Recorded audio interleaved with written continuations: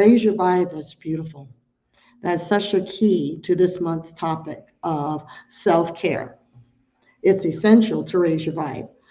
But a lot of times there's grief, and the alchemy of grief when Alice, wonderful practitioner and support staff here, along with Reverend Elzia, presented this to me. I love the word alchemy,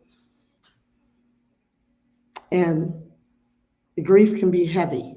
But every time I meditated and prepared for this talk, I was thinking of gold. I got alchemy of grief gold. Grief gold kept coming up. And I realized something.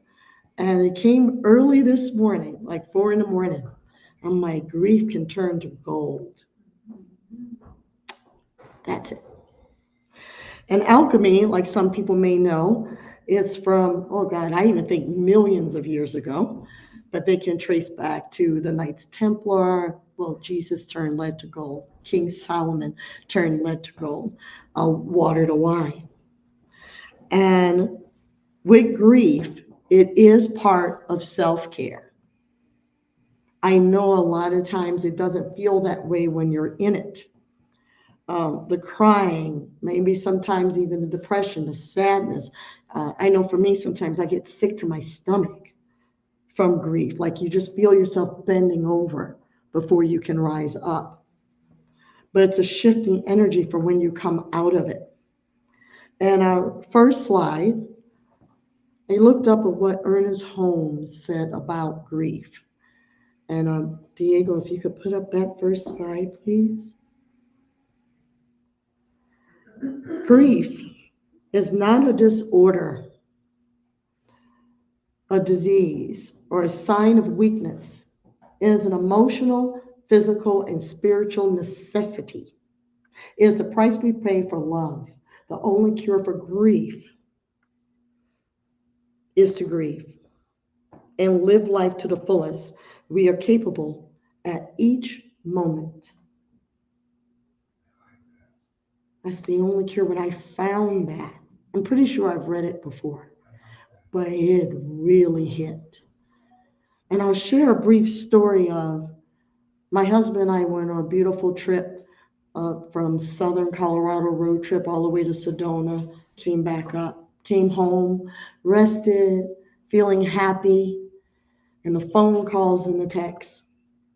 We didn't get the news till we got home that my husband had lost a friend to suicide who has struggled with mental health, and a friend that was a sensei that helped support him in martial arts had a heart attack the same day. I get phone calls of friends in hospitals and friends that are struggling through cancer. It was a lot. This was in less than 24 hours of coming back home. Yes, I wanted to go back on the road. Do over. What happened? And I experienced my husband go through two sides of grief. One was the suicide, of how this person released their body. It was in a very violent way and didn't seek help. And there was a lot of ignoring. There was a lot of lack of support of everyone thinking, oh, he'll be fine, where he wasn't. And the other lack of support of his friend that was sent home when they said he'll be okay. He had a heart attack at home after coming from the hospital. It was as if, as I watched my husband, who by the way has allowed me to share these stories, grieve in two different ways. And then I'm going through potential grief, even though I believe in these teachings, hearing not one, but 3 friends in health challenges, major. I'm going, what the heck? So I was in my own like pre-grieving, grieving with him, watching him grieve. And there was so much going on that it was a different type of energy I felt. Because usually, at least in my experience, you hear of a death or a passing. It's not within a week, or many challenges within a week. And I realized there was something for us to go through. It's not a coincidence. Coming through all these spiritual vortexes, I see now it was preparing for what was headed at home that we could not see the bigger picture. And I was crying, sad, mad, glad. In 1 hour, I think I went through everything. I'm like, what am I, bipolar now? What's going on? I was going through so much, but it's not a weakness to see my husband cry, go from crying to anger, going through almost like those 7 stages of grief in a week, even though I'm still in it, but it's different. And I found myself crying for the world. I went in my front yard, I'm like crying for the world. And then I think about tears, and I felt a release. And there's power in tears because there's salt in our tears. And salt is healing. We take salt baths. Salt is a ritual for thousands of years. So I was like, well, the tears are part of a healing for me. So I can help be a presence. So we all can be a presence for others. Because I realize sometimes self-care and grief, you don't hear that together. And then with COVID, we've been in a lot of grief. We are grieving old. We're releasing old. And I know for me and my family, we lost people due to the COVID virus. Still in that as we're coming through it, but there are still people that are choosing to leave on the planet. And choosing, and also how are we choosing to release? That release brings in new. And in our next slide, Deepak Chopra says, in the process of letting go, you will lose many things from the past, but you will find yourself. You will find yourself. And in finding yourself, that is linked to self-care. And I feel and know that is linked to alchemy. We cannot move forward in anything unless we release the old. I found myself coming back home, and even people that I know, a lot of people I know are purging garage sales and letting go.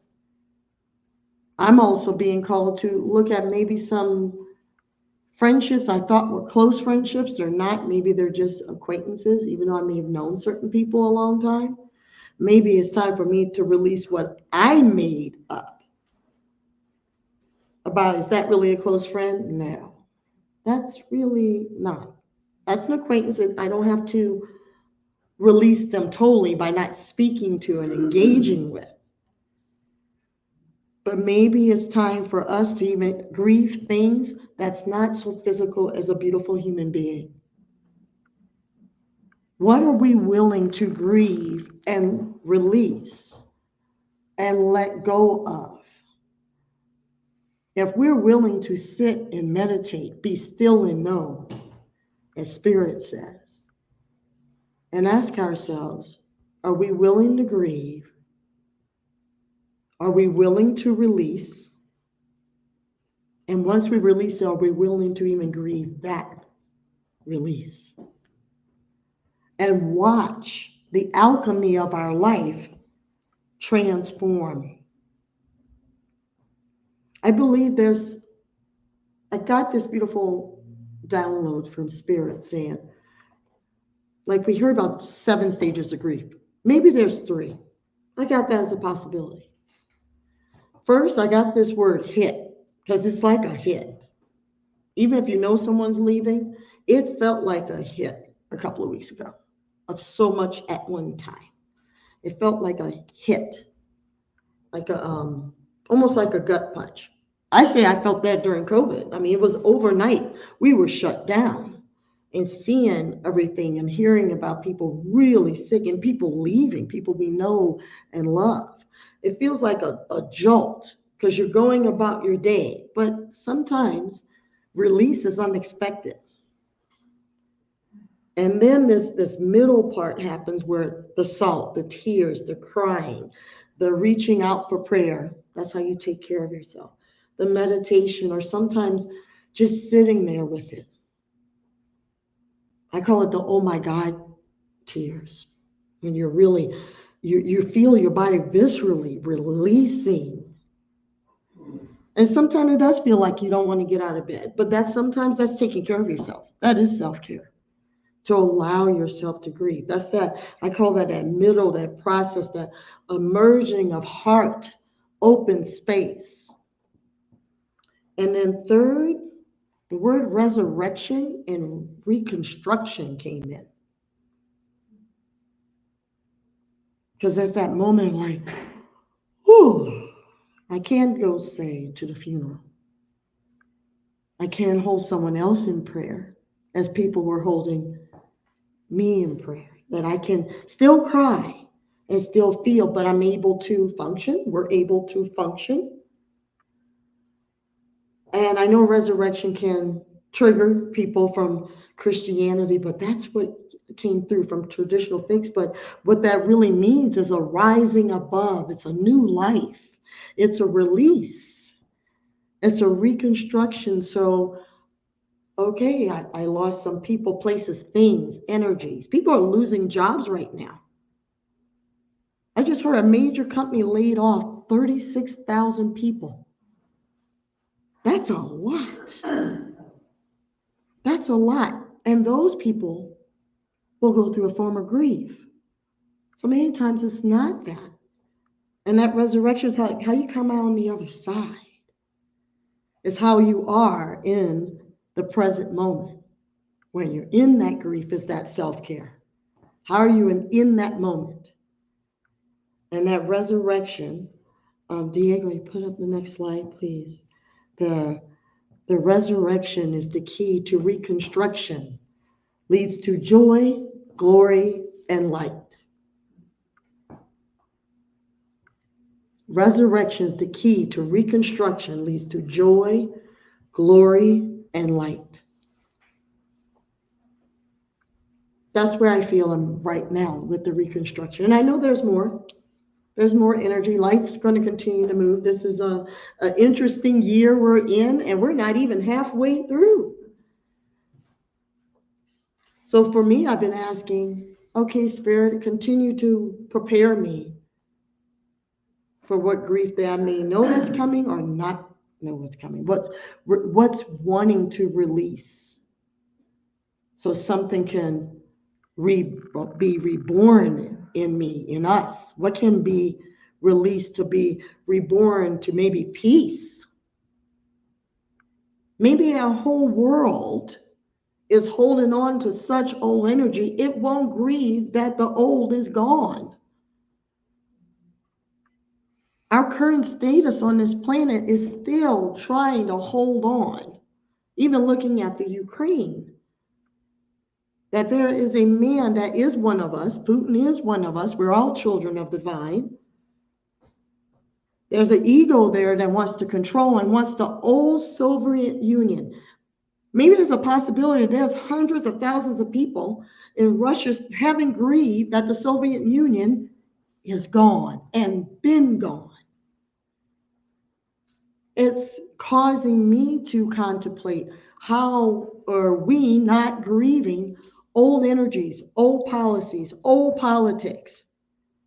So we're willing to fight and kill and cause disruption to keep the old, because we've never allowed the alchemy of grief to unfold into a new world of divine potentiality.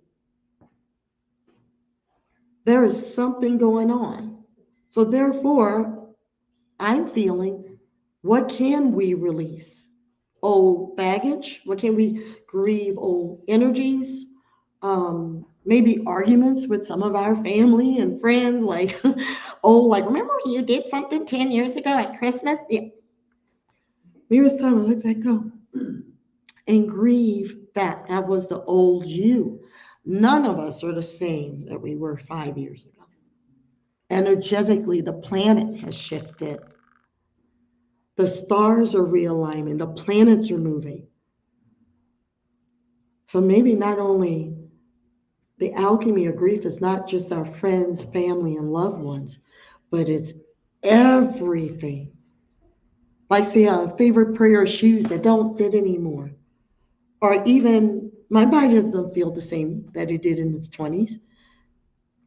Maybe instead of trying to go backwards in time, you live in the present, grieve the old, and embrace the new.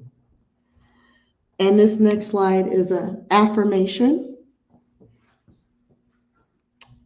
that Spirit joyously gave to me. I'm resolute in releasing with ease.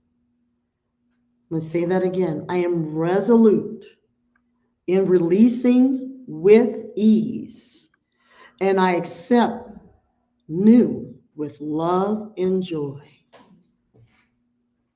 I even get the word newness now. Newness with love and joy. Being resolute means divine focus. Spirit is resolute in creating our bodies, the earth, and all the planets and galaxies. Being resolute is Buddha, Krishna, higher consciousness, Mohammed. They were resolute. Maya Angelou, resolute. Being resolute, meaning that you are willing to release and accept newness. And that newness can bring joy and love and divine guidance. That's that energy. That's that feeling temple. And even I invite you to maybe create your own affirmation. Ask Spirit in prayer and contemplation, what's my affirmation that I'm willing to release and accept the joy and the love? If you want more money, love, happiness, and health, you got to get rid of something. And when you release it, grieve it. Burn a candle. Let it go. For years after I clean a room, I burn incense and a candle. There's a friend of mine 18 years ago who's no longer on this planet, who left, says she learned from an old shaman when she was in her 20s. Every time you clean a room, even if it's a bathroom, you light a little candle because you release the dirt and you're inviting in the light. So I trust and know that as we are grieving the old and releasing friends and family or old energies or jobs or homes or careers or whatever it is, pets, know that there is a light on the other side. As Psalm 35 says, joy cometh in the morning. Joy cometh in the morning. Hold on to the joy. That's your self-care. You will get through because none of us are alone. Spirit is with us. Reach out to practitioners, prayer support, spiritual community when you are in grief. Do not do it by yourself because Spirit is with you. Ask for help and cry. Fall into a friend's arms and cry. And know that joy is coming in the morning. And with that, I invite you, if you're willing, and our brothers and sisters on Zoom and YouTube, thank you. I invite you, if you're willing and able, gently close your eyes. For Spirit is here all the time, 24/7, never off, in our bodies, in our hearts, in our minds, in the joy, in the grief, in the resurrection, in the rebirth, in the light. I know for myself, I know for CSL, I know for everyone in this room and watching through the beautiful ethers of the internet, that joy is self-love. I affirm that in the grief, in the release of the salty tears, we are blessing ourselves, for we are a blessing to others. And there's a holistic energy of an alchemy of grief gold, because that grief turns to gold. It cannot help but do that. There's a beautiful energy. And I am grateful for CSL Denver. I'm grateful for everyone listening and hearing these words that are being downloaded in the beautiful divine light of joy, of love, and peace and happiness. For grief is beautiful divine acceptance of who we are as spiritual beings having a human experience. I am grateful for that acceptance and that knowing. And I now release these beautiful words into the divine, loving, joy filled law, where it's done and complete. And so it is.